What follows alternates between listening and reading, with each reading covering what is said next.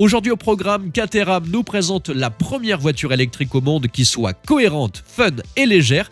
Et mauvaise nouvelle pour le prix des cartes grises qui vont augmenter jusqu'à 30% en 2024. Bienvenue à tous sur la chaîne Octane. Retrouvez une nouvelle vidéo tous les jours résumant l'actu automobile. Alors n'oubliez pas de vous abonner pour ne rien louper. Caterham, ce petit fabricant automobile britannique qui s'est lancé dans l'arène en 1973 avec la Seven, cette fusée à 4 roues qui fait danser le cœur des pilotes amateurs sur les circuits et qui se résume en 3 mots, simple, léger et fun, va bientôt produire son second modèle. Depuis 50 ans que la marque existe, on pourrait se dire « il était temps ». Mais les commandes de la Seven sont plus élevées que la capacité de production. Mais cela n'empêche pas Caterham de nous présenter sa Project 5, sa première voiture avec un toit et électrique qui devrait faire son entrée sur scène d'ici fin 2025, début 2026. Avec seulement 1188 kg, cette Project 5 électrifiée annonce une légèreté à faire pâlir les autres bagnoles électriques. Avec 272 chevaux, ils annoncent un 0 à 100 en moins de 4 secondes 5 et une vitesse maxi de 230 km/h. Cette merveille mesure 4,25 m et à l'avant, on retrouve cette prise d'air qui rappelle la Seven. Au passage, il n'y aura pas de coffre sous le capot par souci de poids.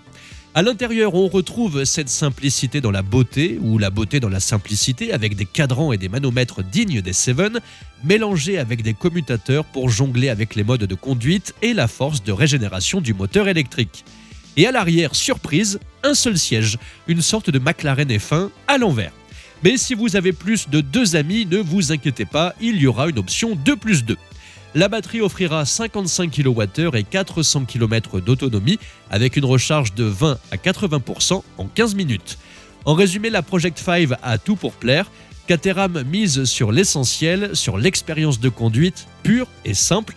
Il faudra juste débourser environ 95 000 €. Mais après tout, c'est le prix à payer pour la toute première voiture de sport électrique, belle et surtout cohérente. Il ne manque plus que la version découvrable. Retour à la réalité, une triste réalité même, car le coût de posséder une voiture va encore grimper en 2024. Tout augmente, on le sait, carburant, assurance, péage, pièces détachées, révision, les taxes locales, sans même parler des malus au poids ou des malus pour la pollution. Et juste quand vous pensez avoir échappé à tout, voilà que la nouvelle année pointe le bout de son nez avec une autre mauvaise nouvelle. La carte grise de votre future voiture va augmenter.